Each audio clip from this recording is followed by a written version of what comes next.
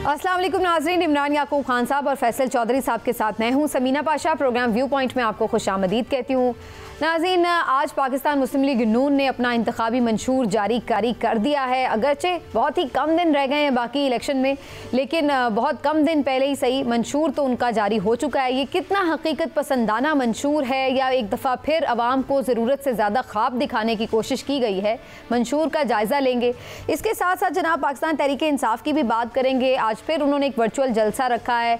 Field पे उनके जलसे उस वक्त इस तरह से नज़र नहीं आ रहे हैं, लेकिन दूसरी तरफ इतवार के रोज़ ये प्लान ज़रूर है पाकिस्तान तहरीक इंसाफ का कि मुख्तलिफ शहरों में रैलियाँ निकाली जाएंगी और कैंपेन को उठाया जाएगा ज़रा भरपूर अंदाज से। तो संडे के लिए क्या इनके इक़दामात हैं, और मंशूर की बात PTI से भी करेंगे, उनके मंशूर में क्या है इसके हवाले से भी बात करेंगे। इसी तरीके से बात करेंगे पाकिस्तान पीपल्स पार्टी की तरफ से भी उनकी सियासत इस वक्त किस रुख जा रही है। बिलावल मुसलसल तनकीद की जद में रखे हुए हैं नवाज शरीफ साहब को, और उनको अब तो उन्होंने मनाजरे का चैलेंज भी दे दिया है, जिसके ऊपर बड़े दिलचस्प किस्म के रिएक्शंस भी आ रहे हैं। तो इसके ऊपर भी बात करेंगे कि क्यों हमारे यहाँ ये ट्रेंड नहीं है कि मुबाहिसे हों, मनाजरे हों, जबकि हम देखते हैं कि मगरबी दुनिया में तो बड़ा इस तरह का ट्रेंड देखा जाता है और इससे बड़ा फ़ायदा भी होता है। आवाम के शऊर को बड़ा फ़ायदा पहुँचता है, लोगों को पता चलता है किसके पास क्या प्रोग्राम है। तो ये सब और इसके साथ साथ जो बहुत ही अहम मामला है उसके ऊपर भी बात करेंगे कि JIT जो बनाई गई थी तहकीकात के लिए, मुख्तलिफ जो फोरम्स के ऊपर चीफ जस्टिस काजी फ़ायज़ ईसा साहब के ऊपर तनकीद हुई, उनके फ़ैसले पर तनकीद हुई, तो उसके हवाले से एक लिस्ट भी शाया की गई है और इस लिस्ट में शामिल मुख्तलिफ सहाफ़ियों को आज नोटिस भी जारी कर दिए गए हैं। इसके ऊपर सहाफ़ियों की तरफ से भी शदीद रद्द-ए-अमल आ रहा है और उनका ये कहना है कि यह आज़ादी इज़हार राय पर कदगन है। तो इसका मामले का भी जायज़ा लेंगे कि क्या इन सहाफ़ियों के साथ होने वाला है और इसके पसे पर्दा क्या कोई खौफनाक अज़ाइम तो नहीं है मौजूदा निगरान हुकूमत के। ये सब कुछ डिस्कस करेंगे आज के प्रोग्राम में। ख़ास तौर पर हमें ज्वाइन करें पाकिस्तान तहरीक इंसाफ के सेनेटर डॉक्टर हुमायूं मेमन साहब। डॉक्टर साहब, आपका बहुत बहुत शुक्रिया सर, आप प्रोग्राम में आज पर हमें वक्त दे रहे हैं। मुझे इजाज़त दीजिएगा मैं एक एक कमेंट सबसे लूँ और फिर उसके बाद आपकी तरफ भी मैं आती हूँ। इमरान साहब, आज जो हम देख रहे थे PMLN की तरफ से फाइनली खुदा करके मंशूर आ ही गया, जिसका सब बार बार तकाजा कर रहे थे कि मंशूर आना चाहिए। आप समझते हैं कि एक हकीकत पसंदाना मंशूर है या ज़रूरत से ज़्यादा वादे किए गए हैं? बिस्मिल्लाहिर्रहमानिर्रहीम। समीना, देखें, किसी भी सियासी जमात का जो मंशूर है उस पर अगर आप बात करें तो वो कभी भी हकीकत पसंदाना हुआ नहीं। मुझे आज तक बता दें, वो PTI हो, नून लीग हो, पीपल्स पार्टी हो, हत्ता कि अगर आप बात करें सबसे मकबूल जो चीज़ हुई थी तो वो हुई थी पाकिस्तानी सियासत में रोटी कपड़ा और मकान। तो भुट्टो साहब ने जब ये नारा लगाया था तो आज तक वो इस नारे पे भी अमल नहीं कर सके। कितनी दफ़ा भुट्टो साहब की हुकूमत बनी, उनकी बेटी की 2 दफ़ा मोहतरमा बेनज़ीर की हुकूमत बनी, उसके बाद जरदारी साहब की हुकूमत बनी, फिर सिंध में मुसलसल उनकी हुकूमत है। लेकिन मुझे आप एक शहर का भी नाम बता दें कि कम से कम लाड़काना में उन्होंने रोटी कपड़ा और मकान की ज़रूरत पूरी कर दी। उसी तरह से मुस्लिम लीग नून जो है 3 दफ़ा नवाज शरीफ साहब वज़ीर आज़म बने, तो माजी में इन्होंने जो भी मंशूर दिए उसमें से मुझे बता दें कि कोई ऐसी चीज़ जो इनका मेन नारा था उस पर पूरी तरह से अमल हो गया। इसी तरह से अगर हम आज के मंशूर की आपको क्या लग रहा है, कौन सी चीज़ें बेहतर हैं जिसको सही राइटली उन्होंने एड्रेस किया है? देखें, माशी जो मुल्क की सूरत हाल है उसको मैं समझता हूँ कि उन्होंने बड़ा सही राइटली एड्रेस किया है और उन्होंने जो आवाम से वादे किए हैं और कहा अल्लाह करे कि उन पर अमल हो जाए। मैं समझता हूँ कि उसका 50% भी अगर उन्होंने कर लिया, 50%, तो फिर भी मुल्क जो है उसमें सूरत हाल, मुआशी सूरत हाल कहीं बेहतर हो जाएगी और पटरी पे मुल्क चलना शुरू हो जाएगा। लेकिन मुझे इस पे भी डाउट्स हैं, क्योंकि जब ये सियासी जमातें बड़ी माजरत के साथ वैसे भी जिसमें वो कह रहे हैं कि जी बिजली इतनी % सस्ती कर देंगे, भाई कैसे सस्ती कर देंगे? अभी फिलहाल तो मैं नज़र आ रहा है सर्कुलर डेट इतना ज़्यादा है और IMF के शिकंजे में हम हैं और आते ही नहीं हुकूमत को जाना पड़ेगा IMF के पास, मज़ीद सख्त शराइत भी हो सकती हैं। तो उसमें हम कैसे ये ख्वाब दिखा सकते हैं अपनी आवाम को कि जी हम बिजली सस्ती कर देंगे? समीना, ख्वाब दिखाने में तो कोई पाबंदी नहीं। ये तो फिर बिलावल वाली बात है। हमारे सियासत नहीं, उन्होंने तो कहा ख्वाब देखने पे। मैं कह रहा हूँ हमारे सियासतदानों ने तो पिछले 76 साल से दिखाई ख्वाब है, हमने तो किसी ने कुछ किया ही नहीं। चलें फिर सीरियस ना लें हम उनके मंशूर को। बिल्कुल सीरियस हो गया। चौधरी साहब, आपके नज़दीक इतनी ताखीर क्यों हुई मंशूर तैयार करने में, और आप समझते हैं कि ज़मीनी मसाइल से हम आहंग है पाकिस्तान मुस्लिम लीग नून का मंशूर? नहीं समीना, देखिए पाकिस्तान मुस्लिम लीग नून का जो मंशूर है वो जो फिल इन द ब्लैंक्स के लिए किया गया है, 8 दिन रह गए हैं इलेक्शंस में, तो उसमें ये मंशूर आया और बड़ा एक एग्जैजरेशन की गई है बहुत सारे मामलात में। आपने बड़ा पर्टिनेंट सवाल पूछा था कि जब आपने IMF के पास जाना है, देखिए जो पाकिस्तान की नई हुकूमत है, जो सबसे पहला इशू उनको होगा वो तो होगा कि जब आप जो भी वज़ीर-ए-आज़म ओथ लेंगे, उसके बाद उन्होंने जो प्रोग्राम है IMF का, जो कि बहुत सख्त शराइत पे होगा, जो अभी हैं उनसे भी ज़्यादा, तो उन पे आप करेंगे। आप सब्सिडाइज कर नहीं सकते, तो बिजली को ये कहना कि हम 300 यूनिट्स मुफ्त देंगे और ये करेंगे और वो करेंगे, या हम इतने % बिजली की कीमत कम कर देंगे, ये तो सरीहन धोखा है, ये तो नहीं हो सकेगा। देखिए कोई भी प्रैक्टिकल जो सोल्यूशन तो दिया नहीं। दूसरा जो नून लीग के लिए जो सबसे बड़ी हर्डल है वो समीना जो 16 महीने की PDM की गवर्नमेंट है, जिसमें होशरुबा महंगाई, टैक्सेशन और आम खाने पीने की चीज़ों से लेके हर चीज़ में 44% तक की महंगाई हुई है। इस चीज़ को सामने रख के लोग बड़े सियाने हैं, वो तज्जिया करते हैं और जो पीछे की हुकूमत है उसको सामने रख के या कारकर्दगी को सामने रख के बात करते हैं। मुस्लिम लीग नवाज का जो प्रॉब्लम ये है कि वो बहुत 90s की दहाई की सियासत कर रहे हैं और अभी भी जो ऑन ग्राउंड सिचुएशन है वो यूथ के मसाइल को एड्रेस नहीं कर सके। अभी भी वो जिस किस्म का इलेक्शन लड़ रहे हैं, ये एक जिस तरीके से अपने मुखालफिन के साथ किया जा रहा है, तो इसमें तो अब जो इंडिपेंडेंट जर्नलिस्ट हैं, मतलब वो भी आके ये कहना शुरू हो गए हैं, जिनको पहले ये कहा जाता था कि जिनका शायद जो तवाज़ुन है वो ज़्यादा नून लीग की तरफ है। अब सोहेल वड़ाई साहब के आर्टिकल देखें, एजाज सैयद साहब की गुफ्तगू सुन लें, या बाकी जो दूसरे दोस्त हैं उनकी आप गुफ्तगू सुने, तो बड़ा और जो अखबारात हैं उनके दारिये पढ़ें, जो अंग्रेजी मौकर रोजनामे हैं, उनके जो इदारिये हैं बड़े अलार्मिंग है। सो ये जो मंशूर दिया गया है, आई थिंक ये हकीकत से दूर है और ये बिल्कुल नाकाबिले अमल है और just for the sake of मंशूर है, उसके अलावा कुछ नहीं। खाना पूरी की गई। ओके, अच्छा जी, सेनेटर साहब अगर आप कुछ इस पे आप फरमाइएगा, PTI का मंशूर किधर है? आप लोगों ने कोई उस तरह से मंशूर लॉन्चिंग सेरेमनी भी नहीं की उस तरह से, और कोई वाज़े तौर पर चीज़ें भी सामने नहीं आई। वो हम समझते हैं कि आपकी जमात भी इस वक्त मुख्तलिफ मसाइल का शिकार है, लेकिन इस वक्त मुल्की मसाइल भी बहुत ज़्यादा हैं, तो आप लोगों का मंशूर किधर है? आप कैसे उसको एड्रेस करेंगे आवाम के मसाइल को?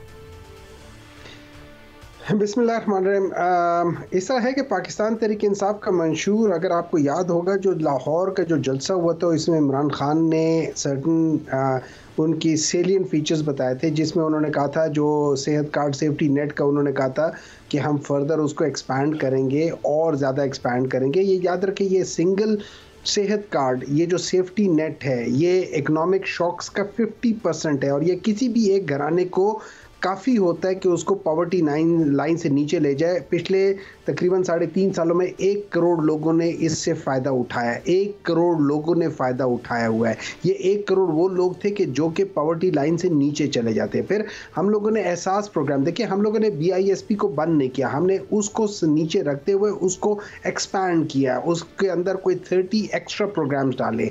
हम लोगों ने, हमारा प्लान था कि interest free loans to the youth, और हम लोगों ने बहुत दिया। हम लोगों ने ओवरसीज पाकिस्तान के राइट ऑफ द वोट की बात की और उनको कहा कि पाकिस्तान में आके इन्वेस्टमेंट करें, और हम इंशाल्लाह ताला पाकिस्तान मुस्लिम लीग नून के कायद जो है मियां नवाज शरीफ और उनके बेटों को भी ये कहेंगे कि वो भी ओवरसीज पाकिस्तानी है, तो पाकिस्तान में आके अपनी इन्वेस्टमेंट करें, पैसा बाहर ना रखे, पाकिस्तान में रखे, क्योंकि वो इधर रहते हैं और यहाँ पे वो क्या कहते हैं, यहाँ पे वो हुकूमत करना चाहते हैं, तो वो भी लेकर आए। फिर हमारी जो एक और सबसे बड़ी बात ये थी, वो थी एक्सपोर्ट ओरिएंटेड ग्रोथ होनी चाहिए। ये याद रखिए, पिछले 17 साल की 2022 में जो इकोनॉमिक सर्वे आया है उसमें 17 साल की हाईएस्ट एक्सपोर्ट की है। फिर हम लोगों ने बात की थी टूरिज्म की, मिनरल्स की, SME प्रमोशंस की। तो अगर आप देखा जाए उसमें तो टूरिज्म में पाकिस्तान तहरीक इंसाफ की वजह से पाकिस्तान का, मैं ये समझ लूं डॉक्टर साहब आपकी गुफ्तगू से कि जो आपका पुराना मंशूर था, चूंकि वो मुकम्मल नहीं हो पाया, तो अभी उसी को कंटिन्यू किया जाएगा अगर आपको दोबारा भी गवर्नमेंट मिलती है, तो ये उसी की कंटिन्यूटी रहेगी।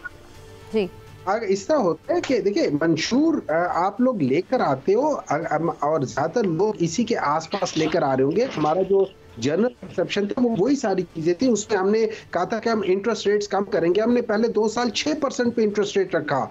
उसके बाद हमने कहा था हम ब्रॉडनिंग ऑफ टैक्स रेट करेंगे, हम लोगों ने उसको ब्रॉड करने की कोशिश की, हमने 7 लाख से 30 लाख पे लेकर चले गए। हम लोगों ने कहा कि हम मनी लॉन्ड्रिंग को बंद करेंगे, जिसकी बेसिस पे, और इन लोगों ने तो मनी लॉन्ड्रिंग की थी, तभी तो इनके टाइम पे फैटफ के अंदर पाकिस्तान का नाम आ गया था। और हम लोगों ने 30 सबसे मुश्किल तरीन मुआहदे फैटफ के हमने पूरे किए, जिसकी बेसिस पे हमें उससे निकाला गया। फिर हम लोगों ने कहा था कि रीनेगोशिएशंस ऑफ आईपीपी करेंगे। देखिए ये लोग हमेशा कहते हैं कि हम लोगों ने 13,000 15,000 मेगावाट बिजली सिस्टम में डाली है। वो 13,000 15,000 मेगावाट बिजली है जिसके हम लोग पैसे दे रहे होते बगैर यूज किए।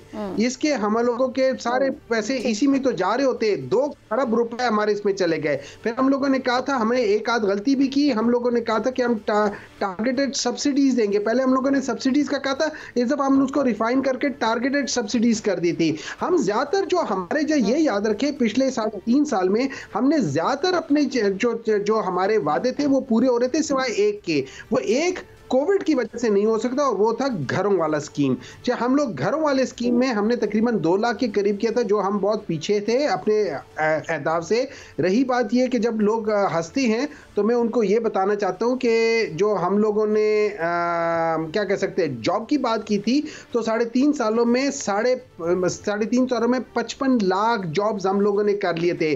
55 लाख। हमारा जो औसत था वो 18 लाख जॉब्स हर साल क्रिएट होती थी, जबकि उसके अपोज जो थी ये PMLN जो थी वो 11 लाख और पीपल्स पार्टी 14 लाख करती थी। तो हम उनसे बहुत ज्यादा किए।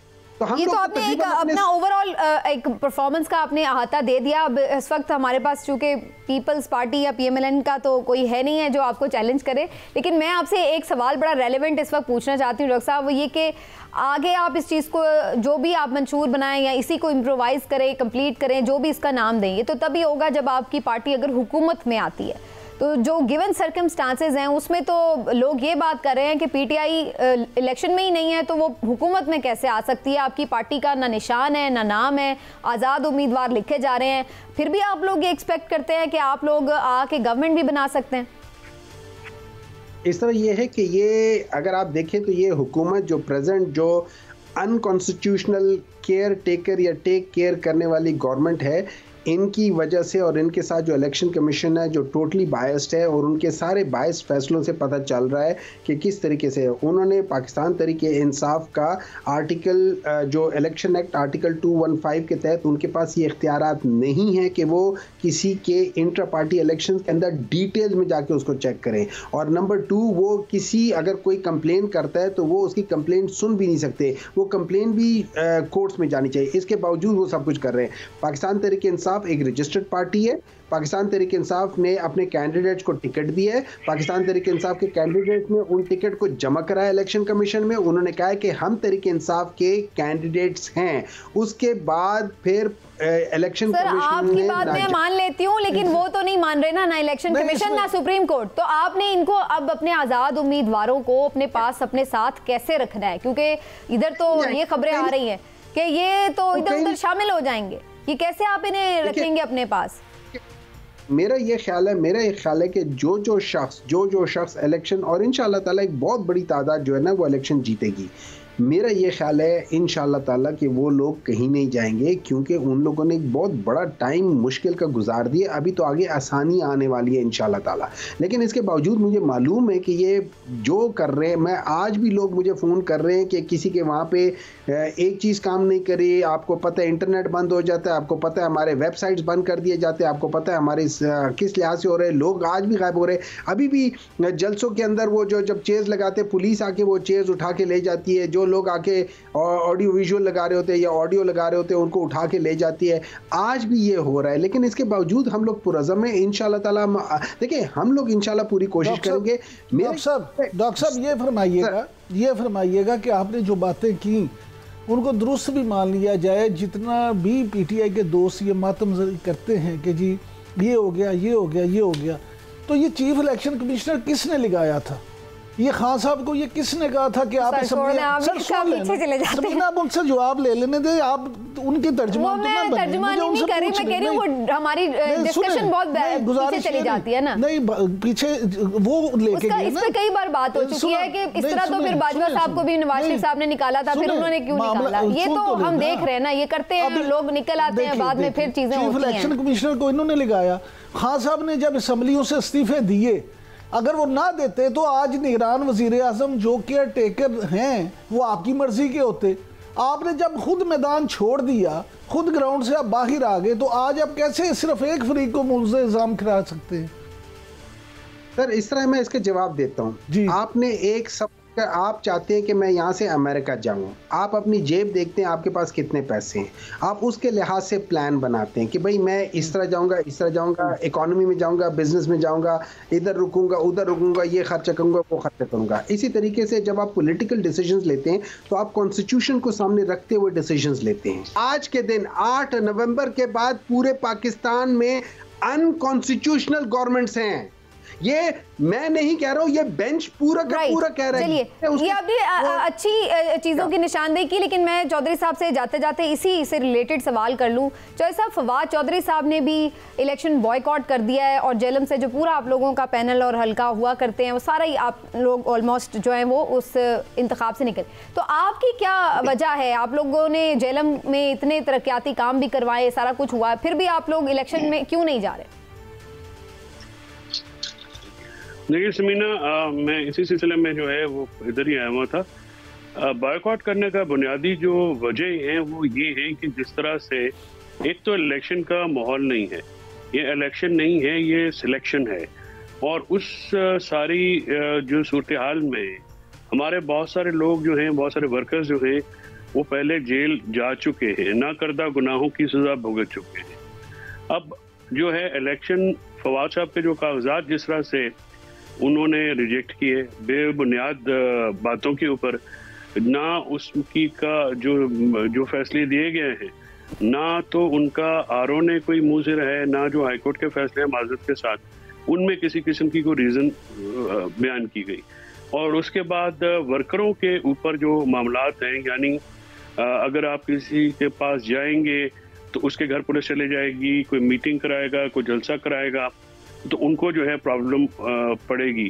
तो फिर ये बेहतर ख्याल किया गया कि क्योंकि इलेक्शन जो है वो हो नहीं रहा, तो देखिए ना इलेक्शन का माहौल तो जब है जब सारी पार्टियों को, सब फ्री कैंड को, इवन अगर कोई आज़ाद लड़ना चाहे आप उनको जो है वो फ्री माहौल दें। मेरा छोटा भाई जब इलेक्शन के पेपर जमा कराने गया, उसको उठा लिया, फिर सुप्रीम कोर्ट की मुदाखलत हुई तो उसको ये मैसेज दिया गया तुमने अपने गाँव में नहीं आना, हमारी कब्रें हैं वहाँ पे बुजुर्गों की, हमारी कब्रें भी वहाँ पे होंगी, हम अपने घरों में क्यों नहीं जा सकते, फ्रीली कैंपेन नहीं कर सकते। जब एक माहौल ये आपने बड़ा अच्छा पॉइंट रेज कर दिया। मैं डॉक्टर साहब से भी आके पूछती हूँ कि अगर इतना ही माहौल इस तरह का है, जैसे आपने बिल्कुल राइटली बहुत सारी चीजें हम देख भी रहे हैं और यही कुछ पीटीआई के भी लोग क्लेम कर रहे हैं कि यही मसाइल उनके साथ भी हो, तो क्या पीटीआई क्यों नहीं फिर बॉयकॉट की तरफ जाती है? उन्होंने ऐसा क्यों नहीं सोचा और इलेक्शन लड़ने के लिए वो फिर भी मैदान में क्यों खड़े हैं? इसके ऊपर भी बात करेंगे और फिर बात कुछ करेंगे इस हवाले से भी कि जो साइफर केस के हवाले से आज बड़ी अलग किस्म की कुछ डेवलपमेंट्स हुई हैं, उसके ऊपर भी डिस्कशन करेंगे एक ब्रेक के बाद। हमारे साथ रहिएगा नाज़रीन।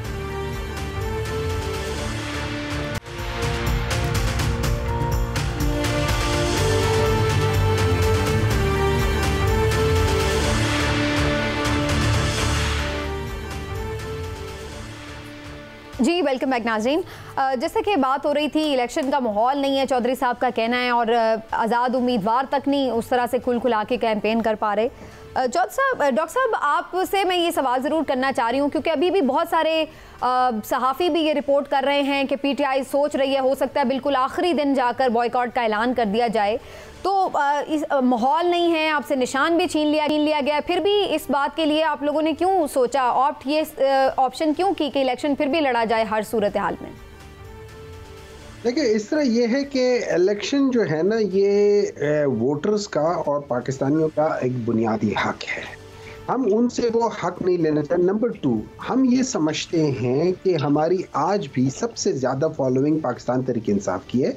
हम आज भी ये समझते हैं कि पाकिस्तान के अगर ये 12.5 करोड़ वोटर हैं तो इसमें से कम 8 करोड़ वोटर ऐसे हैं जो कि पाकिस्तान तहरीक इंसाफ को चाहते हैं कि वो सामने आए। उनकी अक्कासी सही मानों में पाकिस्तान तहरीक इंसाफ करती है। उनकी सोच जिस किस्म की है वो पाकिस्तान तहरीक इंसाफ की सोच उसी तरीके की है, ठीक है, वो करते हैं। तो हम वो जो रास्ता है हम उनको देना नहीं चाहते और हम लड़ते रहेंगे आखिरी गेंद तक, क्योंकि हमारा जो लीडर है इमरान खान, उसने हमेशा यही कहा है कि यार तुम लोगों ने डरना नहीं है और तुमने आखिरी वक्त तक लड़ना है, क्योंकि कुछ पता नहीं चलता कब कहाँ अल्लाह ताला आपकी मदद किस तरीके से कर ले। तो उस मदद की इंशाल्लाह हमें ज़रूर तवक्को होगी और वो कहीं ना कहीं से अल्लाह ताला हमें मदद देगा। और अभी आप मदद देखेंगे फिर इसका मतलब है इंतजार है। लेकिन डॉक्टर साहब आप साथ रहिएगा, मैं ये इमरान साहब से भी बात पूछूंगी। इमरान साहब, ये बात बहुत ज़्यादा हो रही है कि जो निशान हैं अलग अलग हो गए, वोटर भी कंफ्यूज हो गया है। अगरचे सोशल मीडिया पर वो उस कमी को पूरा करने की पीटीआई बहुत कोशिश कर रही है और बड़ी मेहनत कर रही है,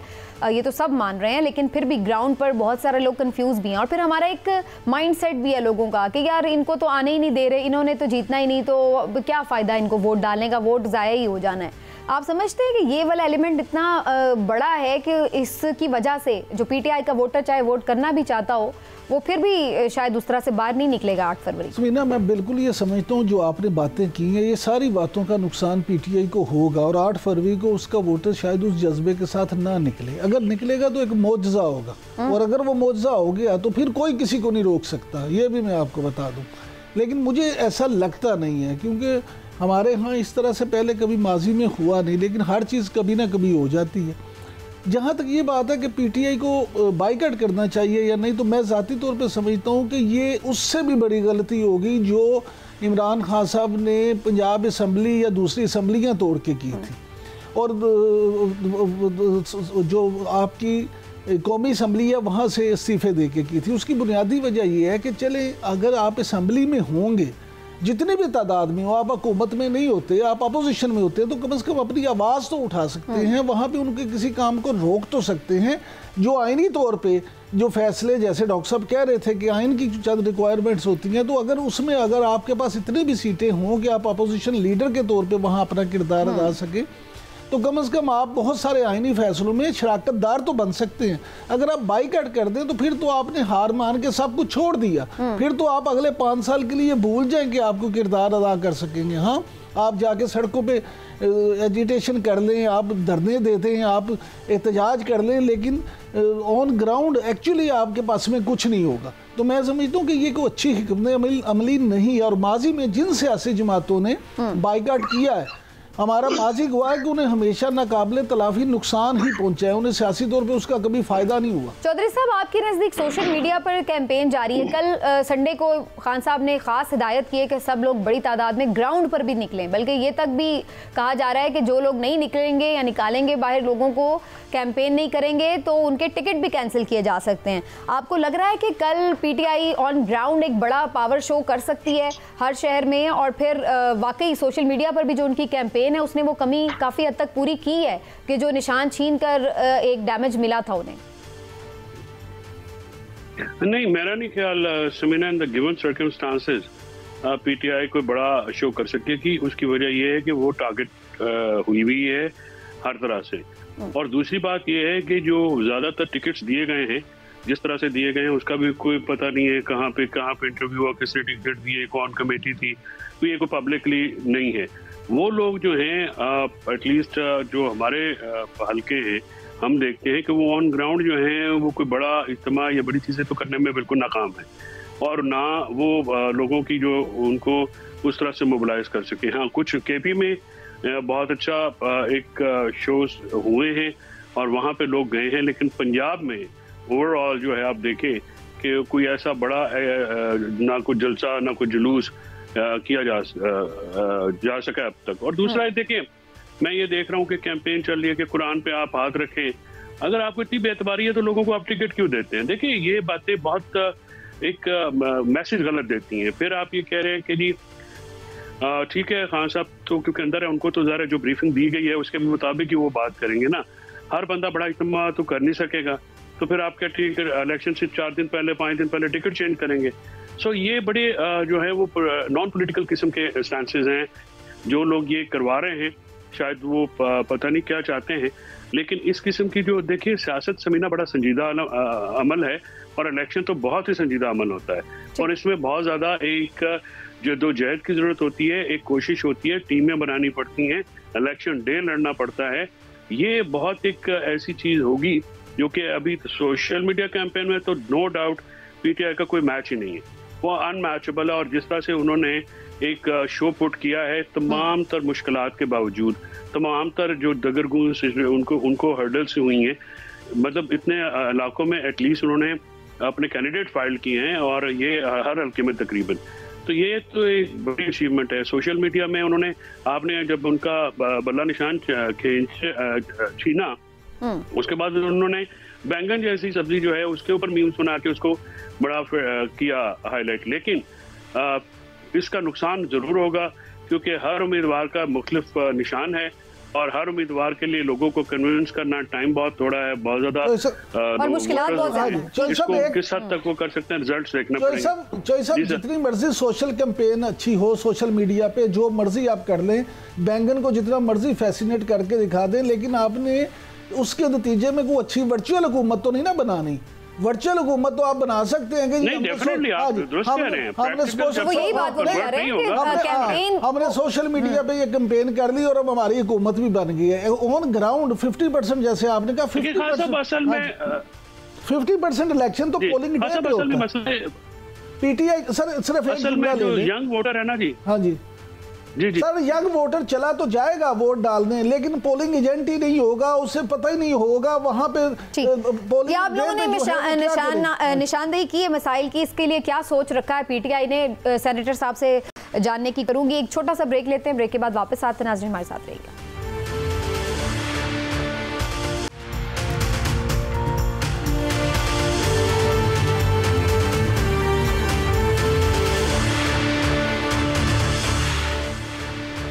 जी वेलकम बैक नाज़रीन। जी डॉक्टर साहब, आपने ब्रेक पर जाने से पहले यकीनन कंसर्न सुने दोनों के, इमरान साहब के भी, चौधरी साहब के भी। तो क्या पीटीआई की हिकमत अमली होगी? पोलिंग एजेंट मौजूद होंगे? कैसे वोटर को आप निकाल कर लाएंगे और उसको वोट भी डलवा सकेंगे, जबकि आपके लोगों को तो ऑन ग्राउंड उस तरह से बाहर निकलना नहीं दिया जा रहा जो नज़र आ रहा है? जी देखिए, इससे दो चीज़ें हैं।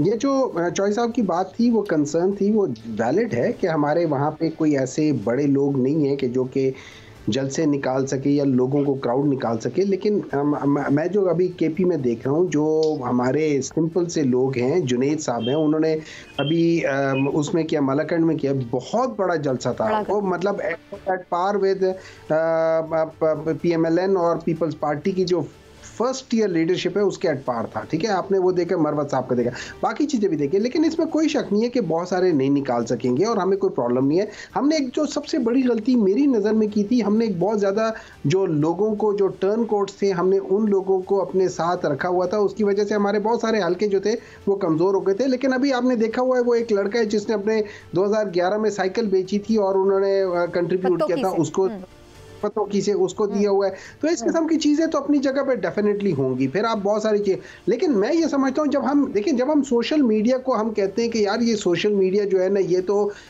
वर्चुअल है और ये रियलिटी नहीं है, वो एक्चुअली रियलिटी है। अगर इमरान खान की फॉलोइंग 14 मिलियन है, जिसको मतलब है 1,40,00,000 है, तो आप ये ज़रूर रखें, अगर ये बॉट्स होते खाली तो उसके हर एक मैसेज के ऊपर आपको इतने ही मैसेजेस आ रहे होते, लाइक हो रहे होते, ये कर रहे होते। लेकिन चूंकि वो बॉट्स नहीं होते, तो ये लोग होते, तो आप देखें कभी उनके 4 लाख, कभी 2 लाख, कभी 5 लाख, कभी 30 लाख, ये लोगों की यहाँ पे ये मतलब नहीं था कहने का कि कोई बॉट्स हैं। वो ये कह रहे थे कि वो असल बात ये कि जो ऑन ग्राउंड सिचुएशन है उसमें चैलेंजेस और तरह के, उसके लिए क्या किया जाएगा?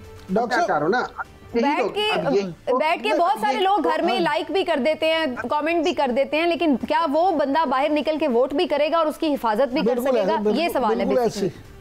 इस दफा वो निकलेंगे, इस दफा वो सारे निकलेंगे, और इस दफा बहुत सारे लोग जो है ना, वो ये भी कह रहे हैं, मैं आपको बता दूं, वो इसको हम लोगों ने इम्प्रोवाइज भी कर रहे हैं। हमें पता है कि वहाँ पे जब पाकिस्तान तहरीक इंसाफ वाले पहले हमारे होते थे, कि जो खातून होती थी, जो लोग होते थे, उन्होंने टोपी पीटीआई की पहन ली, चले गए, उन्होंने रंग कपड़े पीटीआई वाले पहन ले, हम उसको इम्प्रोवाइज करेंगे। आज वो ये नहीं करेंगे। रही बात जो चौधरी साहब ने एक और बात की थी, झंडा नून लीग का उठा के जाएंगे, पर्ची जमात इस्लामी के कैंप से बनवाएंगे और जाके अंदर वोट लगा के आएंगे पीटीआई का। ओके। जैसे नून लीग के वर्कर्स ने 9 मई को किया था, उस तरीके से हम इस दफा जाके करेंगे। ओके, बड़ी गहरी बात करेंगे। मैं एक और बात करता हूँ। अभी चौधरी साहब ने एक बात की थी कि हम लोग जरा इनके ऊपर हमारा एतबार नहीं है, तो हमने कहा है कि कुरान पे किसी पार्टी में से किसी सीनियर लीडरशिप ने यह बिल्कुल नहीं कहा कि आप कुरान पे हल्फ लो। चलिए, मुझे एक बड़ा इंपॉर्टेंट मामला है जिस पे बड़ी तफसीली बात भी करनी है, लेकिन इस पे ज़रूर मैं कमेंट लेना चाहती हूँ चौधरी साहब का भी, इमरान साहब का भी। रियासती इदारों के खिलाफ ख़ास तौर पर जो चीफ जस्टिस के ऊपर तनकीद हुई, बल्ले का निशान छीने जाने के फैसले के बाद, उसके बाद एक GIT बनाई गई और उसने आज कोई इमरान साहब 47 के करीब सीनियर सहाफ़ी हैं जिनको नोटिस जारी कर दिए हैं और सहाफ़ी इस पर काफ़ी सीख पा भी नज़र आ रहे हैं कि अब क्या फ़ैसलों पर तनकीद भी नहीं की जा सकती। तो इसके ऊपर ये क्या रविश है? ये फिर वही आज़ादी इज़हार राय बंद कर दो गला। सीधी सी बात है कि आज़ादी इज़हार राय पे किसी तरह की भी कदगन या पाबंदी नहीं होनी चाहिए। अब मैं समझता हूँ कि आप GIT ज़रूर बनाएं, आप तहकीकात भी ज़रूर करें, और जो आप समझते हैं कि रियासत के ख़िलाफ़ बात है उस पर आपका जो भी ज़ाब्ता अखलाक है, जो कानूनी चीज़ें हैं उस पर भी अमल होना चाहिए। साफ़ियों के भी शुतरे बेमार नहीं होना चाहिए, लेकिन उसका मतलब हरगिज़ ये नहीं है कि आप उसकी आड़ में 47 या 65 लोगों को, जो नामवर एंकर हैं, जो लोग जिनको लोग सुनना चाहते हैं, जिन्होंने इतनी सोफिस्टिकेटेड गुफ्तगू की है, हम लोग खुद विटनेस हैं। मैं यही गुजारिश कर रहा हूँ कि सिर्फ इस बुनियाद पे आप ये नहीं कर सकते कि आप उनको बुनियाद बना के तो कभी तोना लाने के अंदर तोंदे हो। ये चीज़ें ये ठीक नहीं है। इससे मैं समझता हूँ कि ना सिर्फ हुकूमत की जो साख है वो मुतासिर होगी, बल्कि कानून नाफिज करने वाले इदारे, रियासती इदारे जो हैं उन पे भी सवाल उठेगा। चौधरी साहब, इसका कैसे तायुन किया जाए? क्योंकि मैं तो देख रही थी बहुत सारे ऐसे सुलझे हुए रिपोर्टर जो सिर्फ कानूनी निकात के ऊपर जिन्होंने तनकीद की होगी वो तक नहीं बख्शे गए, उनके भी नाम डाल दिए। वैसे अभी तक लिस्ट मुकम्मल आई नहीं, जितनी आई है सीधा गजट भी है। जी चौधरी साहब, देखिए बात यह है कि जब भी कोई फैसला आता है, फैसला तो अवाम की मलकियत होता है और उसके ऊपर जो है वो तनकीद होनी चाहिए। गार्डेड वर्ड्स में होती है, ज़रा आप अब्यूज़ तो नहीं कर सकते, गालियां तो नहीं दे सकते फैसला देने वाले को। फैसले के ऊपर तनकीद की जा सकती है, होनी चाहिए। अगर फैसला जो है जिस तरह का फैसला आया है, मैंने खुद भी इस पर बहुत तनकीद की है, लेकिन ये बात दुरुस्त है कि आपको गार्डेड वर्ड्स में इस पे करना चाहिए। लेकिन ये जो रवैया है एक इदारों की तरफ से और ख़ासकर जुडिशरी की तरफ से, ये रवैया जो है ये डायकॉटमी का इजहार करता है। जब खुद का रेफरेंस था साहब का तो तब भी बहुत लोग बातें करते थे, तब तो इस तरह की कार्रवाइयाँ नहीं की गई। अभी पिछली जो अर्स्ट वाइल चीफ जस्टिस हैं उनको लेके, उनकी फैमिली के बारे में और दूसरे जजेस की फैमिलीज के बारे में क्या क्या नहीं कहा गया। जलसे हुए, उनमें वहाँ पे जो है वो मुग़लज़ात बकी गई और क्या करने का, या तो फिर आप क्रॉस अबाउट करें। लेकिन इस फैसलों के ऊपर होने वाली जो बहस है, इससे देखिए कोई अगर कोई समझता है कि भाई इससे कोई किसी की इज्जत करा लेगा, जोर जबरदस्ती से इज्जत नहीं होती। फैसले आप आइन और कानून के मुताबिक देंगे, आपको बिल्कुल याद रखा जाएगा। बिल्कुल बड़ा आपने राइटली पॉइंट आउट किया है, इसके ऊपर फैसले देंगे। ठीक है चौधरी साहब, ये बड़ी डिस्कशन है, इसको हम कल भी कंटिन्यू रखेंगे। सेनेटर डॉक्टर हुमायूं अहमद साहब, आप हमारे साथ प्रोग्राम में मौजूद रहे, आपका बहुत शुक्रिया। नाज़रीन, प्रोग्राम का वक्त खत्म हो गया, यहीं पे प्रोग्राम को ख़त्म करेंगे। इंशाल्लाह कल फिर मुलाकात होगी। अपना ख्याल रखिए, अल्लाह हाफ़िज़।